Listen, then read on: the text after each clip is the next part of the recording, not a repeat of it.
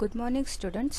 आज ऑडिटिंगमध्ये पहिल्या चॅप्टरचा आपला टॉपिक आहे. सर्वात पहिले आपण बघू की अंकेक्षण म्हणजे काय. अंकेक्षण हा शब्द जो आहे तो लॅटिन भाषेतील ओडायर या शब्दापासून आला आहे. ओडायरचा अर्थ काय होता त्यावेळेस ग्रीस आणि रोम राज्यामध्ये काय होतं की ओडायर म्हणजे कोणतेही गोष्ट ऐकून घेणे, त्याचा अर्थ ऐकून घेणे होता. ठीक आहे. तर त्या काळात काय होतं, ग्रीस आणि रोम राज्यामध्ये जे सरकारी पैशांचा हिशोब जो होता तो एक व्यक्ती जो आहे तो वाचून दाखवायचा, तर त्या शब्दाला म्हणायचे ऑडायर. त्या ऑडायर शब्दापासून ऑडिटिंग हा शब्द जो आहे तो प्रचलित झाला. म्हणजे ऑडिटिंगमध्ये म्हणजे काय की हिशोबाची तपासणी किंवा लेखा परीक्षण करणे म्हणजे ऑडिटिंग. ठीक आहे. ऑडिटिंग म्हणजे हिशोबाची तपासणी करणे, आणि जो व्यक्ती ही तपासणी करतो त्याला काय म्हणतात, ऑडिटर म्हणजे अंकेक्षक. ठीक आहे.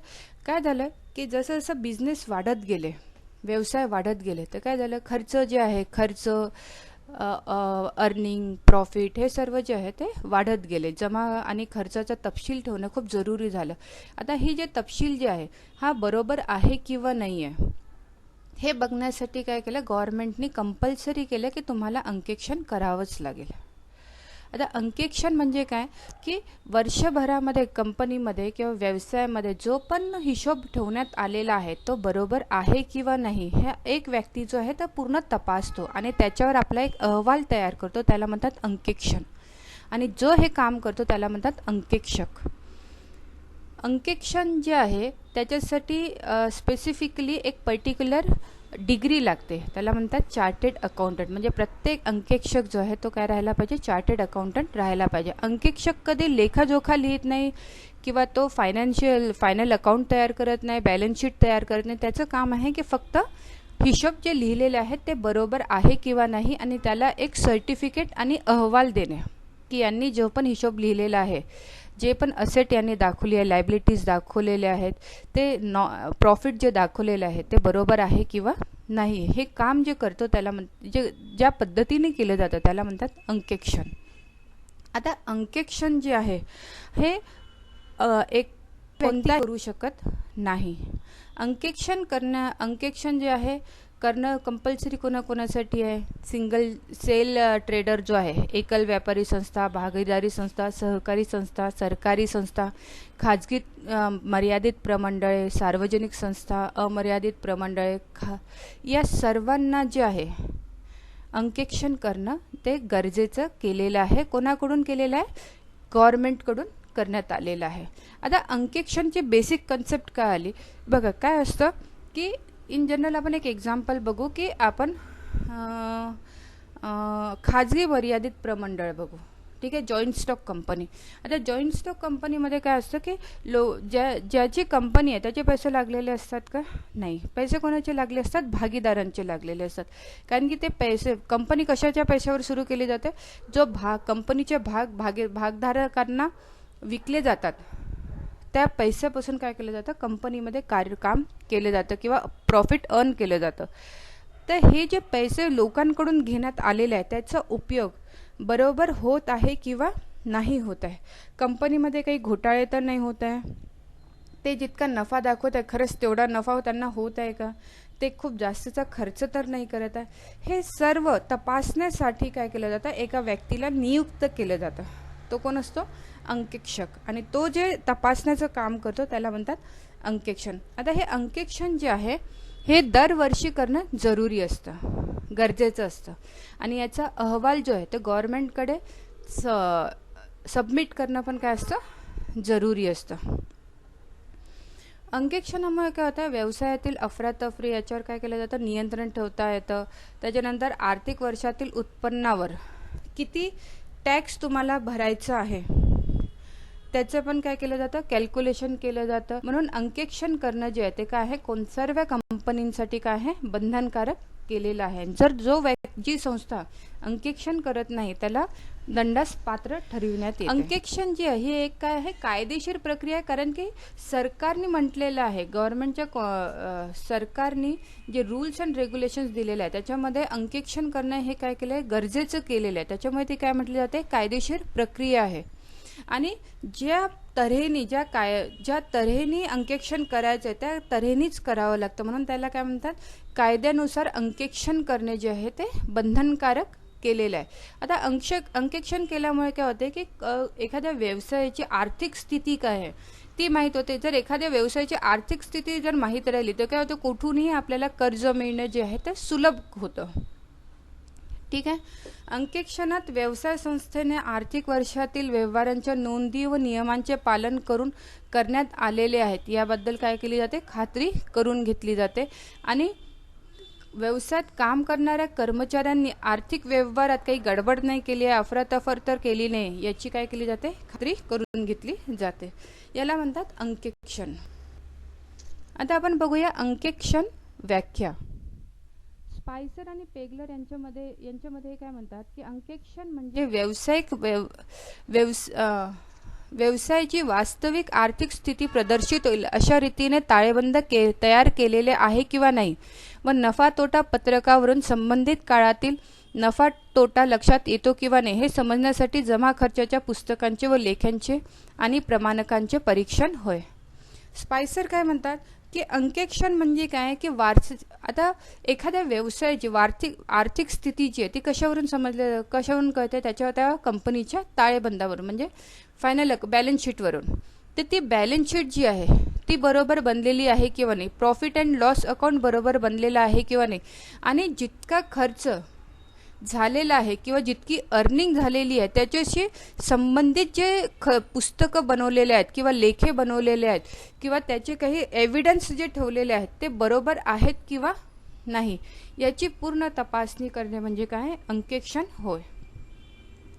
त्याच्यानंतर पॉला काय म्हणतात की अंकेक्षण म्हणजे दुसऱ्या कोणीतरी तयार केलेले ताळेबंद व नफा तोटा पत्रक यांची तपासणी करणे होय, व खाते पुस्तके, निरनिराळी खाती, पावत्या यांची तपासणी आणि अंकेक्षकाने केलेली चौकशी यावरून व्यवसाय संस्थेचे ताळेबंद व नफा तोटा पत्रक योग्य प्रकारे तयार केले आहेत व ती संस्थेच्या आर्थिक स्थितीचे योग्य प्रदर्शन करतात याबाबत अंकेक्षकाचे समाधान होऊ शकेल अशी केलेली तपासणी होय.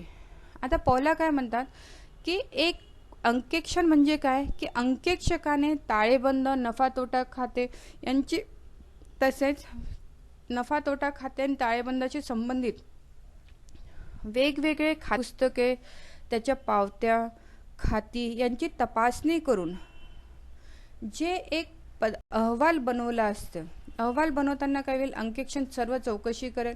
सर्व चौकशी केल्यावर त्याला जेव्हा वाटेल की हो यांनी जे जमा खर्च जे दाखवलेले आहेत ते व्यवस्थित आहे, हे जे समाधान झाल्यावर तो जो अहवाल बनवेल त्याला काय म्हणतात, अंकेक्षण असे म्हणतात. आता आपण बघूया पुस्तकपालन, लेखाकर्म व अंकेक्षण याच्यामध्ये काय फरक आहे. बघा, कोणत्याही व्यवसायामध्ये सर्वात पहिले काय लिहिलं जातं, कोणत्याही व्यवसायाचा हिशोब जे आहे त्याच्या सुरुवात कुठून होते, कॅशबुकपासून. ठीक आहे. पहिले काय केलं जातं, जर्नल एंट्रीज बनवले जातात, कॅशबुक बनवले जातात आणि मग त्याची एंट्री कशामध्ये केली जाते, वेगवेगळ्या लेजर्समध्ये केली जाते. तर पुस्तकपालन म्हणजे काय आहे, पुस्तकपालन म्हणजे वही खात्यात आर्थिक व व्यापारिक स्वरूपाचे व्यवहार निश्चित सिद्धांताद्वारे लिहिण्याची कला होय. म्हणजे जनरल एंट्रीज लिहिणे आणि त्याच्यानंतर मग त्याची वेगवेगळ्या खातीमध्ये जे आहे काय करणे, पोस्टिंग करणे, हे काय झालं, पुस्तकपालन झालं. ठीक आहे. जोही तुमचा जमा खर्च जो आहे त्याची जनरल एंट्रीज करून त्याला कॅशबुकमध्ये आणि लेजर्समध्ये पोस्टिंग करणे म्हणजे काय झालं, पुस्तकपालन. लेखाकर्म काय की जमा खर्चाच्या पुस्तकातून उपलब्ध झालेल्या विविध माहितीचा उपयोग करून वेगवेगळी आर्थिक विवरणे तयार करण्याचे कार्य होय. आता जे लेजर आहे, लेजरपासून आपण काय बनवतो, ट्रायल बॅलन्स बनवतो, प्रॉफिट अँड लॉस अकाउंट बनवतो, profit and loss appropriation account बनवतो आणि बॅलन्स शीट बनवतो. तर लेजर्सपासून हे वेगवेगळे काय बनवणे आहे, आर्थिक विवरणे बनवणे, हे कार्य कशामध्ये केलं जातं, लेखाकर्ममध्ये केलं जातं. काय केलं जातं, पुस्तकपालन म्हणजे काय की जितकाही जमा खर्च आहे त्याची पोस्टिंग जनरल एंट्रीज आणि जनरल एंट्रीजपासून मग कॅशबुक आणि कशामध्ये, वेगवेगळ्या लेजर्समध्ये, खात्यांमध्ये त्याची एंट्री करणे आणि ज्या खात्यांमध्ये एंट्री केलेली आहे त्याच्यापासून ट्रायल बॅलन्स किंवा ट्रेडिंग अकाउंट, त्याच्यानंतर profit and loss account, profit and loss appropriation account आणि बॅलन्स शीट हे बनवणं कार्य जे आहे त्याला काय म्हणतात, लेखाकर्म. आणि त्यानंतर येतं अंकेक्षण, की जे काही वेगवेगळे आर्थिक विवरणे बनवलेले आहेत, जे काही अकाउंट्स बनवलेले आहेत, कोणकोणते, trading account, profit and loss account, profit and loss appropriation account आणि बॅलन्स शीट, हे बरोबर बनवले आहेत किंवा नाही याची बुद्धिमत्तापूर्वक आणि टीकात्मक परीक्षण करणे होय. त्याच्यामध्ये बघा सर्वात पहिले जी स्टेप जी आहे ती काय आहे, पुस्तपालन म्हणजे जमा खर्चाची नोंद करणे. दुसरं काय आहे, लेखाकर्म म्हणजे जे काही जमा खर्चाची नोंद झालेली आहे त्याच्यापासून काय करणे, वेगवेगळे आर्थिक विवरणे बनवणे. आणि अंकेक्षण म्हणजे काय, की जे जमा खर्चाच्या नोंदीपासून विवरणे जे बरोबर बनवले आहेत किंवा नाही, त्याच्यात काही चुका तर नाही याचं टीकात्मक परीक्षण करणे म्हणजे काय आहे, अंकेक्षण होय. आता आपण बघू की लेखाकर्म आणि अंकेक्षण याच्यामध्ये काय फरक आहे. लेखाकर्म म्हणजे काय, वही खाते लिहिणे, तेरीस तयार करून जमा खर्चाची शुद्धता पाहणे आणि वार्षिक खाती तयार करणे. ठीक आहे. लेखाकर्म म्हणजे काय, की वेगवेगळे लेजर्स जे आहे त्याच्यापासून फायनल अकाउंट तयार करणे म्हणजे काय आहे, लेखाकर्म आहे. अंकेक्षण म्हणजे काय, की ते जे फायनल अकाउंट बनवलेले आहेत त्याचं परीक्षण करणे, प्रमाणन करणे, सत्यापन करणे आणि आपलं मतप्रदर्शन करणे म्हणजे काय आहे, अंकेक्षण होय. मतप्रदर्शन म्हणजे अंकेक्षक काय करेल, की ते त्यांनी जे जमा खर्चाच्या नोंदी केलेल्या आहेत, जे आर्थिक विवरणे बनवलेले आहेत ते बरोबर आहेत किंवा नाही याच्याबद्दल आपलं मतप्रदर्शन करेल म्हणजे काय आहे, अंकेक्षण होय. लेखांकनाचे अस्तित्व स्वतंत्र असते. लेखांकन जे आहे ते स्वतंत्र आहे, कारण की जे एंट्रीज झालेले आहेत त्याच्यापासून काय करायचं, फायनल अकाउंट्स बनवायचे. अंकेक्षण लेखांकन जे आहे ते अंकेक्षणावर निर्भर नाही आहे, पण अंकेक्षण जे आहे ते लेखाकर्मावर आधारित असते. कारण की अंकेक्षण म्हणजे काय, की लेखाकर्मामध्ये जे वेगवेगळे अकाउंट्स जे बनवलेले आहेत किंवा जे विवरणे बनवलेले आहेत ते बरोबर आहे किंवा नाही त्याचा तपास करणे. लेखांकनाला कोणताही अहवाल द्यावा लागत नाही. लेखांकन म्हणजे काय, की फक्त तुम्हाला फायनल अकाउंट बनवणे. अंकेक्षकाला काय करावं लागतं, अंकेक्षण करावं लागतं आणि मग त्याला काय करावं लागतं, अहवाल द्यावा लागतो. लेखांकन करण्यासाठी विशेष योग्यतेची आवश्यकता नसते. एक कॉमन BCom ग्रॅज्युएट किंवा 12th कॉमर्सवाला किंवा सायन्सवाला पण त्याला जर एकदा शिकून दिलं की अशी अशी तुम्हाला पोस्टिंग करायची आहे, ठीक आहे, तर हे कार्य कोणीही पण करू शकतं. पण अंकेक्षण करण्यासाठी काय लागतं, चार्टेड अकाउंटंट असावाच लागतो. कोणताही व्यक्ती अंकेक्षण करू शकत नाही. अंकेक्षण करण्यासाठी त्याला चार्टेड अकाउंटंट राहावंच लागतं. त्याच्यानंतर लेखाकर्माचे कार्य जे आहे ते काय होते, वर्षभर सुरू राहते. म्हणजे एक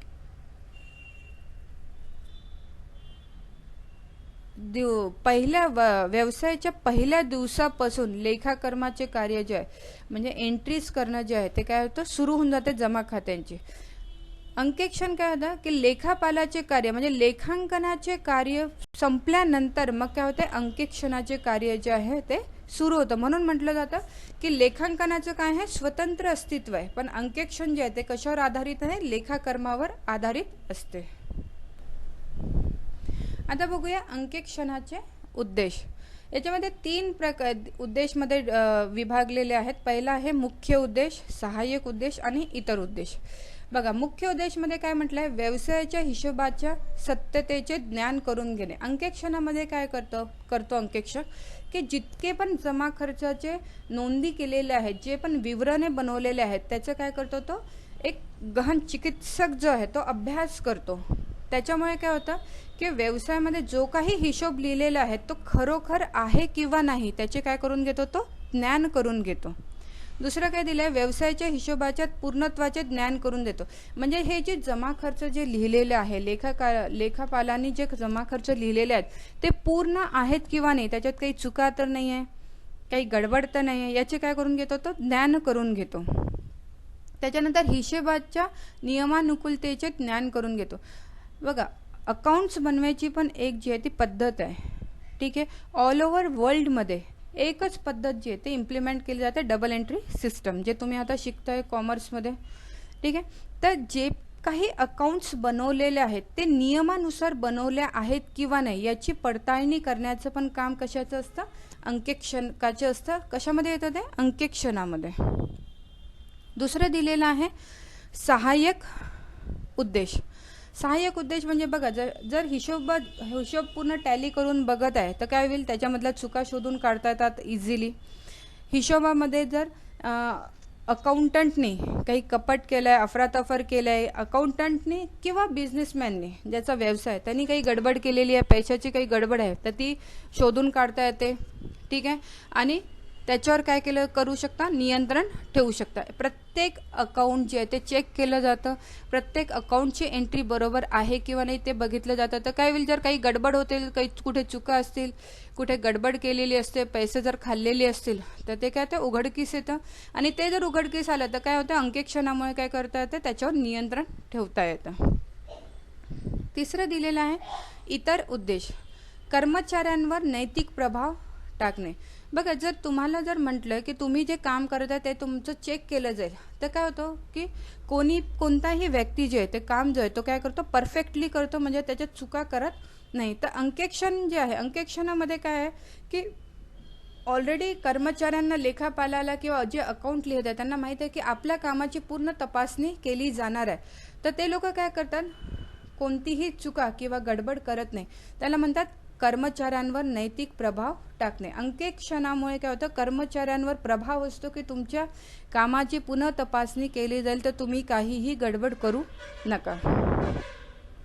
दुसरं आहे कायद्यातील तरतुदीचे पालन करणे. अंकेक्षणामध्ये अकाउंट्स लिहिताना कायद्याचे जितके नियम दिलेले आहेत त्याची पूर्ण पालन होत आहे किंवा नाही याची तपासणी केल्यामुळे काय होतं, कर्मचाऱ्यांना पण माहीत असतं की आपण जे काही अकाउंट्स लिहित आहे ते व्यवस्थित लिहिले पाहिजे, कायद्यानुसार, नियमानुसार व्यवस्थित पूर्ण असले पाहिजे. सरकारी अधिकाऱ्यांचे समाधान करणे. बघा, एखादा बिझनेसमॅन जो आहे त्याला पुष्कळशा गव्हर्नमेंट ऑफिसेसमध्ये काम पडतं. जसं सेल्स टॅक्स त्याला भरावा लागतो, इन्कम टॅक्स त्याला भरावा लागतो, पुष्कळशे टॅक्सेस त्याला भरावे लागतात, पुष्कळशा गव्हर्नमेंट डिपार्टमेंटमध्ये त्याला आपल्या व्यवसायाची आर्थिक स्थिती जी आहे त्याचा अहवाल द्यावा लागतो. तर हे सरकारी अधिकारी जे आहे ते कोणताही अहवाल मान्य करतात का, नाही. अंकेक्षकांनी बनवलेला जो अहवाल राहतो तो सर्व ठिकाणी काय केलं जातं, मान्य केलं जातं. म्हणजे जर सरकारी अधिकाऱ्यांना जर काही प्रश्न असतील तर त्याचं उत्तर जे आहे ते त्यांना कशातून मिळेल, अंकेक्षकाच्या अहवालामधून मिळेल. त्यामुळे त्यांचं समाधान होतं. तसंच अंकेक्षणामुळे काय होतं, भविष्यकालीन आर्थिक धोरण ठरविण्यासाठी काय होतं, सहाय्यक होतं. अंकेक्षणावरून तसंच माहीत पडतं की मागच्या वर्षी तुम्हाला टोटल प्रॉफिट किती झालं होतं, यावर्षी किती झालं होतं, तुम्ही इन फ्युचर पैसे बिझनेसमध्ये किती इन्व्हेस्ट करायला पाहिजे, जास्त इन्व्हेस्ट करायला पाहिजे किंवा कमी इन्व्हेस्ट करायला पाहिजे, तुमचं सेल वाढत आहे किंवा कमी होत आहे. तर यामुळे काय होतं की पुढचे जे आर्थिक धोरण जे आहे, बजेट जे आहे ते बनवण्यासाठी अंकेक्षण काय करतं, मदत करतं. आता अंकेक्षकाची वैशिष्ट्ये. लेखापरीक्षण हे शास्त्रीय पद्धतीने व पद्धतशीरपणे करण्यात येते. ठीक आहे. लेखापरीक्षण जे आहे ते काय केलं जातं, शास्त्रीय, म्हणजे त्याचे रूल्स दिलेले आहेत त्यानुसारच काय केलं जातं, त्याचं परीक्षण केलं जातं. तर अंकेक्षण जे आहे, अंकेक्षण जो आहे तो काय असतो, अंकेक्षक एक तज्ज्ञ व्यक्ती असतो. तो तज्ज्ञ व्यक्ती काय करतो की हिशोबाच्या पुस्तकातील सर्व नोंदी जी आहे त्या काय करतो, तपासतो आणि त्याची विश्वसनीयता आणि खरेपणा जो आहे ती तपासणी करून त्याचा अहवाल बनवला जातो. अंकेक्षण ही एक कला आहे. का बरं कला आहे, कारण की अंकेक्षण करताना लोक व्यवहाराचे प्रमाणके अत्यंत काळजीपूर्वक जे आहेत काय होतात, तपासण्यात येतात आणि त्याच्यातल्या चुका किंवा गैरप्रकार जे आहे ते काय केले जातात, शोधून काढण्यात येतात. अंकेक्षण करताना प्रमाणकाच्या साहाय्याने हिशोबांची सत्यता पडताळून पाहण्यात येते. बघा, अंकेक्षण करताना जर मी जर फायनल अकाउंटमध्ये, बॅलन्स शीटमध्ये जर लिहिलं की माझ्याजवळ 10 करोडची प्रॉपर्टी आहे, तर ते 10 करोडची प्रॉपर्टी मला बॅलन्स शीटमध्ये दाखवावं लागेल की किती जमीन आहे, किती फर्निचर आहे, किती व्हेकल आहे. ठीक आहे. तर हे सर्व जे आहे याच्या नोंदी ज्या आहेत, सहाय्यक नोंदी जे आहेत त्याचे पण काय केले जाते, पडताळणी केली जाते. व्यवसाय संस्थेच्या व्यवहारांचे टीकात्मक आणि बुद्धिमत्तापूर्वक परीक्षण जे आहे ते कशामध्ये केले जातं, अंकेक्षणामध्ये केलं जातं. अंकेक्षणाचा उद्देश जो आहे तो चुका शोधून काढणे नाही राहत. अंकेक्षणाचा मुख्य उद्देश काय आहे की व्यावसायिकाने किंवा एखाद्या व्यवसायामध्ये त्याच्या मालकाने किती पैसे कुठे खर्च केले आणि त्याच्याजवळ किती पैसे आले हे त्यांनी बरोबर लिहिला आहे किंवा नाही याची पडताळणी कर. लेखापरीक्षणाचे कार्य नियमित आणि ठराविक मुदतीनंतर करण्यात येतं. ठीक आहे. अंकेक्षण जे आहे ते वर्षभर नाही होत, ते एक ठराविक वेळेत केलं जातं. ठीक आहे. अंकेक्षण जे आहे ते स्वतंत्र, योग्य आणि पात्र व्यक्तीकडून केलं जातं. व्यावसायिकाने केलेले दोष दाखविणे हा अंकेक्षकाचा उद्देश नसतो. त्या चुका शोधून पुन्हा भविष्यात त्या चुका होणार नाही याची काळजी घेणं कोणाचं काम असतं? अंकेक्षकाचा उद्देश असतो. पावत्या, दस्तऐवज, करारपत्रके, सूचना, स्पष्टीकरणे इत्यादीच्या आधारावर काय केलं जातं? अंकेक्षण किंवा लेखापरीक्षण करण्यात येतं. व्यवसायातील विशिष्ट कालखंडातील सर्व खाती, नफा तोटा पत्रक, ताळेबंद नियमानुसार करण्यात आले आहे किंवा नाही आणि त्या व्यवसायाची आर्थिक स्थिती काय आहे हे बघणं कोणाचं काम असतं? अंकेक्षकाचं कार्य असतं. आता कालखंडातील म्हणजे बघा, अंकेक्षण महिन्यातून एकदा पण करता येऊ शकतं, 3 महिन्यातून एकदा पण करता येऊ शकतं, 6 महिन्यातून एकदा पण करता येऊ शकतं आणि वर्षभरातून पण एकदा करता येऊ शकतं. पण अहवाल तो कधी बनवेल? वर्षाच्या शेवटी बनवेल. ठीक आहे. लेखापरीक्षकाचे कार्य केवळ व्यवसाय संस्थेपुरतेच मर्यादित नसून बिगर व्यवसाय संस्थेच्या हिशोबाची तपासणीचे कार्य केले जाते. म्हणजे सहकारी पतसंस्था वगैरे जे आहेत, नॉन प्रॉफिट ऑर्गनायझेशन जे आहे, जसं फॉर एक्झाम्पल आपलं कॉलेज जे आहे ते नफा उत्पन्न करण्यासाठी आहे का? नाही. कशासाठी आहे ते? समाजसेवा करण्यासाठी आहे. ठीक आहे. तर अशा प्रत्येक ऑर्गनायझेशनचं पण केलं जातं, ऑडिट केले जातं, अंकेक्षण केलं जातं. अंकेक्षणामुळे काय होतं? कर्मचाऱ्यांवर नैतिक प्रभाव पडतो. अंकेक्षण कार्याच्या माध्यमातून कायदेशीर बाबींची पडताळणी केली जाते आणि अंकेक्षण कार्य हे चौकशी आणि वस्तुस्थिती तपासणी करणे याचा काय असतो? मुख्य समावेश असतो. आता बघूया अंकेक्षणाचे फायदे. ठीक आहे. सर्वात पहिले फायदा काय की व्यवसायाची वास्तविक स्थिती, व्यवसायाचं उत्पन्न किती आहे, त्याची असेट किती आहे, त्याची लायबिलिटीज किती आहे ही कळते. दुसरं काय? अंकेक्षणामुळे जर व्यावसायिक किंवा त्याचे कर्मचारी काही गडबड चुका लबाडी करत असेल तर ती उघडकीस येते आणि त्याला काय करू शकतो? त्याच्यावर आळा बसू शकतो. अंकेक्षणामुळे पुस्तकपालन व लेखाकर्माचे कार्य नियमित सुरू राहते. जर मला माहीत आहे की वर्षाच्या शेवटी पूर्ण अकाउंट्स चेक होणार आहे तर मी काय करेल? आपलं पूर्ण काम जो आहे तो काय करेल? व्यवस्थित रेग्युलर राहील. म्हणजे पुस्तकपालन आणि लेखाकर्माचे काम काय असतं? नियमित सुरू असतं, कारण की वर्षाच्या शेवटी त्यांना आर्थिक विवरणे अंकेक्षकाला द्यावी लागतात. अंकेक्षण भागधारकवर व इतर विनियोजक यांच्यातर्फे हितरक्षणाचे कार्य करते. ठीक आहे. अंकेक्षकाची नियुक्ती बघा कशामध्ये केली जाते? वार्षिक आमसभेमध्ये केली जाते. आणि कोण त्यांची नियुक्ती करतं? भागधारक करतात. म्हणजे अंकेक्षक जो आहे तो व्यवसाय भागधारकाच्या हितसंरक्षणासाठी, म्हणजे भागधारकांनी व्यवसायामध्ये जे पैसे लावलेले आहेत त्याचा उपयोग व्यावसायिक बरोबर करत आहे किंवा नाही हे तपासणीच्या कार्यासाठी काय केलं जातं? म्हणून म्हणतात की अंकेक्षक जो आहे तो भागधारक आणि त्या व्यवसायामध्ये ज्या लोकांनी पैसे लावलेले आहेत त्यांच्या हितसंरक्षणासाठी काय करतो? कार्य करतो. अंकेक्षणामुळे कर्ज मिळण्यास, नुकसान भरपाई मिळण्यास काय होते? सुलभता राहते. बघा, तो फायनल कोणत्याही बँक कंपनीला जर नुकसान इन्शुरन्स मिळवायचं असेल किंवा लोन काढायचं असेल तर काय असतं? त्याला आपलं बॅलन्स शीट द्यावं लागते आणि बॅलन्स शीट सोबत काय द्यावं लागतं? अंकेक्षकाचा अहवाल द्यावा लागतो. तो अंकेक्षकाचा अहवाल जो आहे तो एक प्रूफ राहतं की यांनी जे काही बॅलन्स शीटमध्ये नमूद केलेलं आहे, जे काही फायनान्शियल अकाउंटमध्ये नमूद केलेलं आहे ती पूर्ण माहिती जी आहे ती बरोबर आहे आणि त्यामुळे त्यांना काय होतं? इझिली लोन मिळतं. अंकेक्षणामुळे काय होते? व्यवसायाची जी आहे ती काय होते? पॉप्युलॅरिटी, गुडविल वाढते. कारण की अंकेक्षणामध्ये तुमचं क्लिअर होतं की तुम्हाला किती प्रॉफिट होत आहे, किती लॉस होत आहे आणि त्याच्यावर काय असतं? तुमची व्यवसायाची प्रसिद्धी डिपेंड असते. अंकेक्षणाची अनेक प्रसंगी बहुमोल मदत होत. पुष्कळशा वेळेस गव्हर्नमेंट डिपार्टमेंटमध्ये व्यवसायाबद्दल माहिती द्यायची असेल किंवा पुष्कळशा डिपार्टमेंटमध्ये टॅक्सेस भरायचे असतात त्यावेळेस जे अंकेक्षण अहवाल जो आहे तो काय होतो? खूप मदत करतो. अंकेक्षणाचे तोटे. आता सर्वात मोठा तोटा काय आहे की अंकेक्षण खर्च झेपत नाही. जे छोटे छोटे बिझनेसमॅन आहेत, एकल व्यवसाय ज्यांचे आहेत, त्यांच्यासाठी ही जी पद्धत आहे ही काय आहे, खर्चिक आहे. कारण की बघा, अंकेक्षक जो आहे तो इतकं मायन्युटली काम करतो आणि आपला पूर्ण वेळ देतो. तर काय करतो, तो जास्त पैसे चार्ज करतो कारण की तो ऑलरेडी काय आहे, चार्टेड अकाउंटंट आहे. तर त्याचा खर्च जे आहे ते पुष्कळशा छोट्या छोट्या उद्योगांना झेपत नाही. अंकेक्षण काळात वेळेचा अपव्यय. बघा, जर अंकेक्षण करायचे तर त्याचे पूर्ण वही खाते जे ते चेक करावं लागतात. आता वही खाते चेक करायचे म्हणजे तो जो आहे ते वही खाते जे ते काय करावं लागतात, अंकेक्षकाला द्यावं लागतात. कमीत कमी 4-5 दिवस तरी द्यावं लागतात. तर त्यामुळे जो आहे तो पुढचा वेळ म्हणजे जेव्हा त्या अकाउंटमध्ये एंट्री करायची त्याचं काय होतं, लॉस होतो. म्हणजे अंकेक्षणामुळे काय होतं, वेळेचा थोडासा अपव्यय होतो. योग्य आणि कुशल अंकेक्षक जे आहे ते इझिली अवेलेबल नाही राहत. बघा, प्रत्येक व्यक्ती जो आहे तो CA नाही बनवू शकत आणि अंकेक्षक जो आहे तो CA असतो. तर त्यामुळे काय होतं, एकेका अंकेक्षकाकडे भरपूर कामं असतात. पुष्कळ साऱ्या कंपनीचे काम एक अंकेक्षण करतो.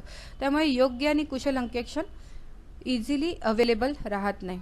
त्याच्यानंतर अंकेक्षणाची जी आहे ती पूर्वतयारी करावी लागते. पूर्ण लेखे खाते तयार करावं लागतात, त्याची यादी बनवावं लागते. अंकेक्षण कोणत्या प्रकारे करायचं आहे, कधी करायचं आहे, त्याचा वेळ काय राहील, त्याचं पूर्ण पत्रक एक जे आहे ते बनवावं लागते. ही जी सर्व पूर्वतयारी राहते याच्यामध्ये पण काय होतं, पुष्कळसा वेळ जातो. थँक्यू.